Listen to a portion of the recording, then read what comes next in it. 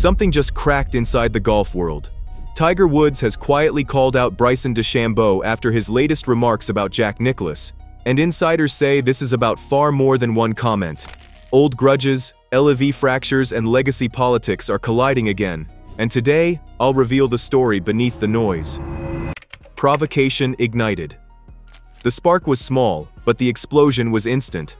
Bryson DeChambeau had spent the past 18 months dropping statistic-laced commentary about the GOAT debate, the kind of sharp-edged, numbers-first opinions that made him both fascinating and infuriating. He talked about how modern athletes train differently, how distance and data rewrite historical comparisons, how judging legends with old metrics is like grading a rocket ship by 1970s car standards. To Bryson, it was just analysis. To the old guard, it sounded like a veiled challenge to golf's holy scripture. Wanting to play golf with and compete against. And for the first 2 or 3 holes, there was really not much at all to be said. And then finally on 12, I asked him about something in his putting. And it's like, because I'm a geek when it comes to putting and golf and whatever, right? Everybody calls me a scientist, whatever. He's a nerd as well. Mm-hmm. Complete nerd. Fans didn't hesitate to turn that spark into a wildfire. Every time Bryson spoke about generational differences, someone clipped it, reposted it, and added captions like, "Is he coming for Jack?" And the fan base remembers everything, especially Bryson's infamous par 67-68 comment at the Masters. Even though he apologized, the quote became the internet's favorite souvenir of his early career hubris. Whenever he spoke boldly, someone would dig it up like a time capsule marked, "Do not forget." Media outlets saw the friction and poured gasoline on it. Hot takes, op-eds, and debate shows began framing Bryson's honest but blunt commentary as disrespect toward Jack Nicklaus himself. As if challenging statistical models meant challenging Jack's soul. Suddenly, writers and pundits treated Bryson's every interview like coded heresy. The golf world's favorite storyline, innovation versus tradition, was back on the menu, and Bryson was the main course. Then social media finished the job. Short clips stripped of context began circulating with doom-laden captions. Fan accounts turned nuanced conversations into soundbites designed for outrage. The internet doesn't reward subtlety, and golf's younger, algorithm-driven corners seized on the drama like it was the season finale of a reality show. And so a few statistical musings transformed into, "Did Bryson disrespect Jack Nicklaus?" Headlines, the kind that make even neutral fans choose sides. The narrative hardened fast. Bryson the disruptor versus Jack the untouchable legend. This wasn't just a misunderstanding, it was a perfect golf storm. A modern player who loves data, a fan base that loves tradition, a comment with sharp edges, and a sport always hungry for controversy. And the moment it went viral, one name inevitably got dragged into the center of the chaos. Tiger Woods. Tiger's freeze. If Bryson lit the match, Tiger Woods supplied the Arctic blast. Their dynamic had once looked friendly. Practice rounds together, exchanged praise, even supportive messages during Bryson's rise. But when Bryson jumped to LA in 2022, that bond iced over faster than a winter green at Muirfield.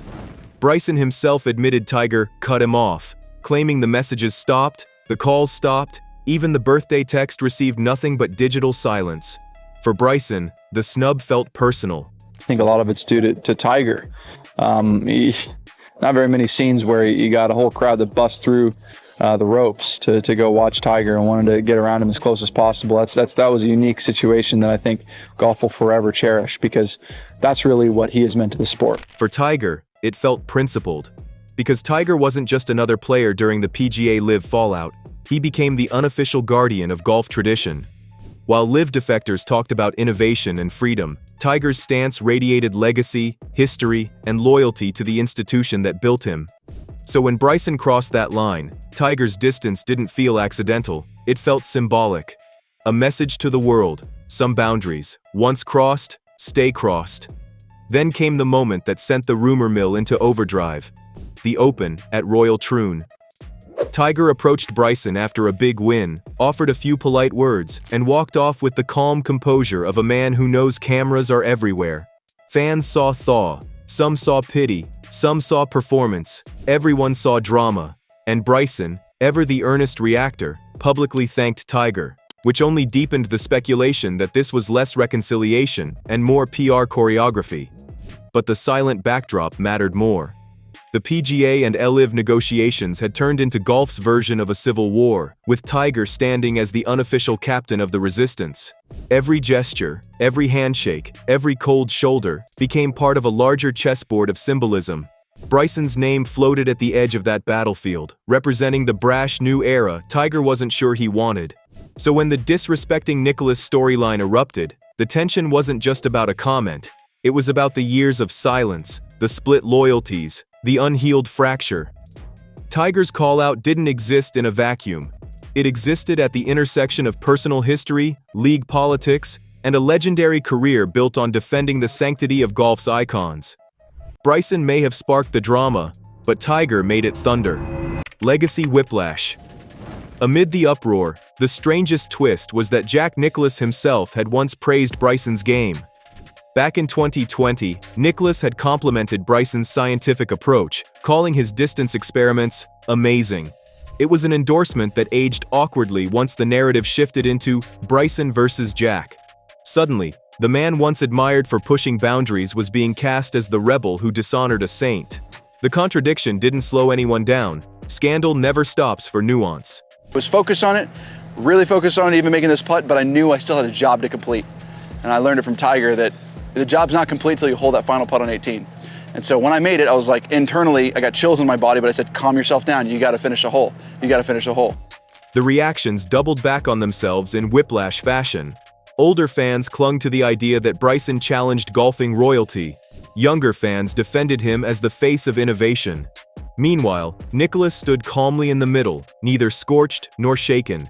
His legacy, 18 majors, countless memories, a golden statue of reverence, remained completely unthreatened by the noise. But the noise grew anyway. Then came the ripple effects the headlines almost missed.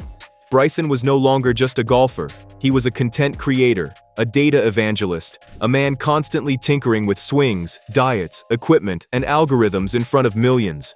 When a figure like that slips, even slightly, the world sees it under a magnifying glass. Every experiment becomes bragging. Every blunt comment becomes disrespect. Every viral clip becomes proof of arrogance or brilliance, depending on who's watching. Insiders whispered about the structural reasons behind the chaos. Bryson's team operated differently. Instead of smoothing controversies quietly, the old-school method, his camp leaned into transparency and spectacle. They posted more, explained less, trusted viewers to understand nuance, and occasionally allowed the spotlight to burn rather than dim.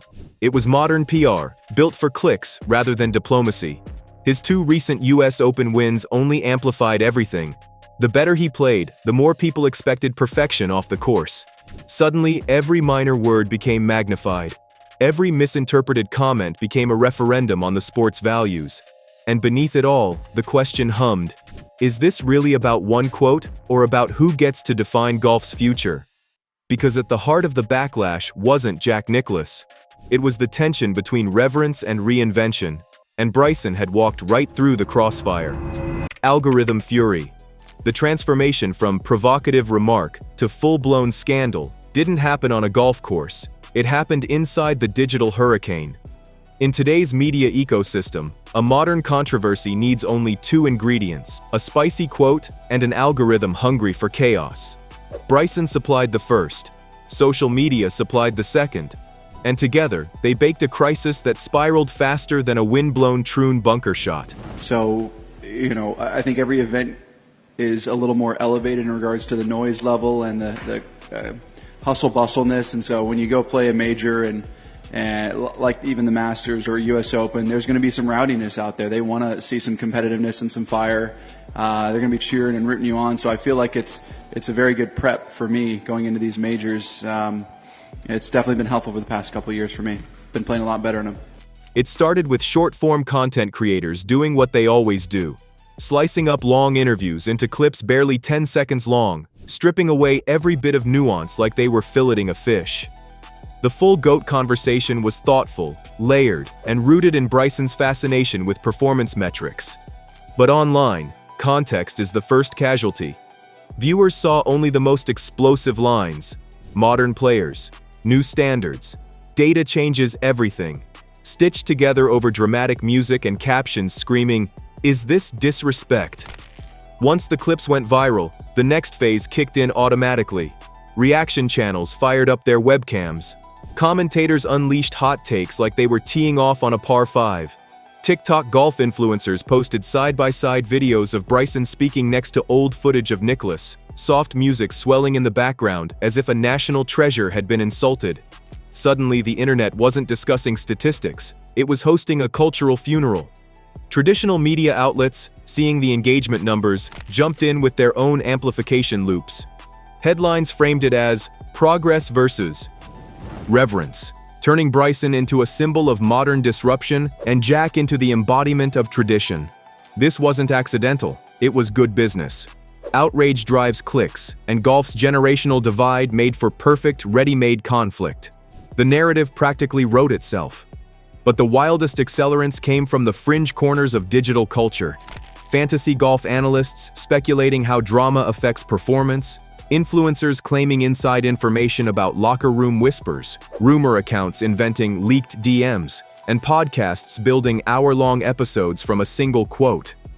The entire ecosystem spun with such intensity that the original interview became irrelevant. Bryson's voice was replaced by echoes. By the time Tiger entered the conversation, the story had morphed into a grand operatic rivalry. Algorithms had twisted a statistical analysis into a moral debate, and moral debates into a cultural wildfire. Bryson didn't lose control of his words. He lost control of how the world interpreted them. And the algorithm doesn't apologize. It only amplifies. Bryson unfiltered. Behind the scenes, Bryson's camp wasn't shocked by the uproar. If anything, they had come to expect this rhythm, make a bold statement, spark debate, weather outrage, watch engagement climb.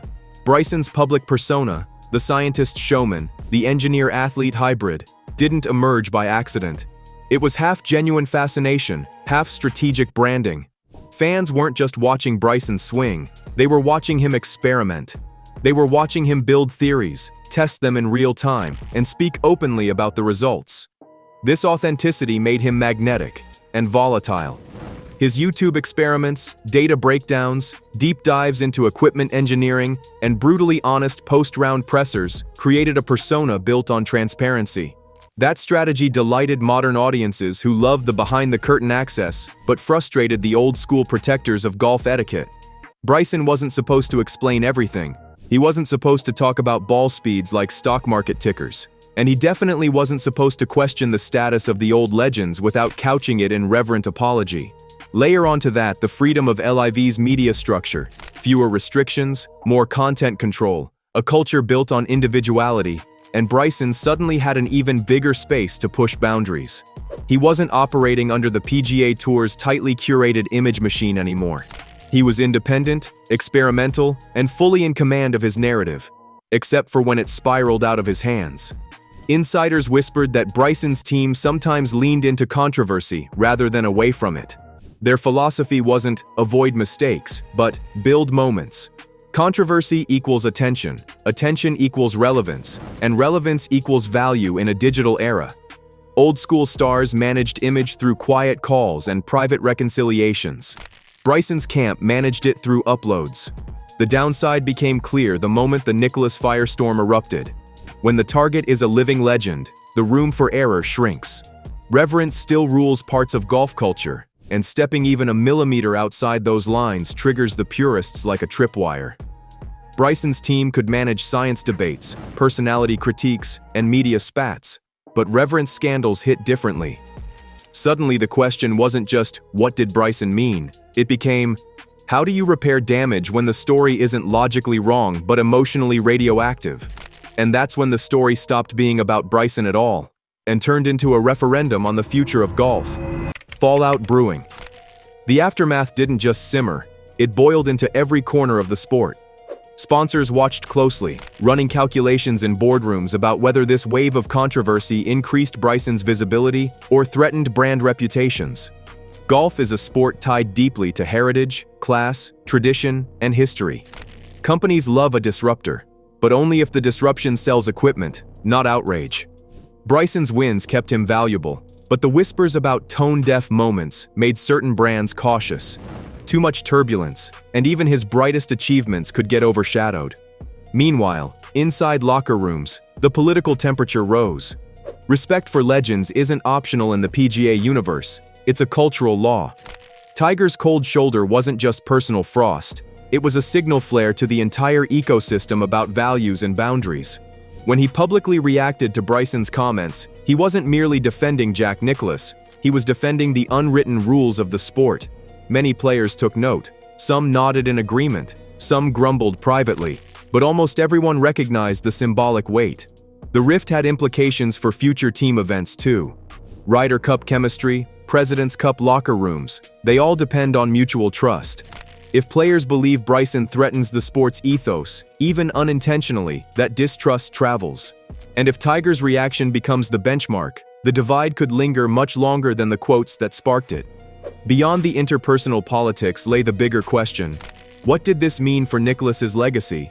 The truthful answer: nothing at all. 18 majors don't shake over a misinterpreted remark. But symbolically, it meant everything.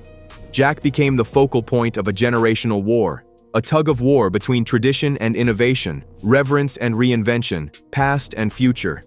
Tiger represented the shield, Bryson represented the spark, and the sport found itself split between the two, deciding which direction mattered more, the one paved by history or the one powered by technology, youth, and analytics.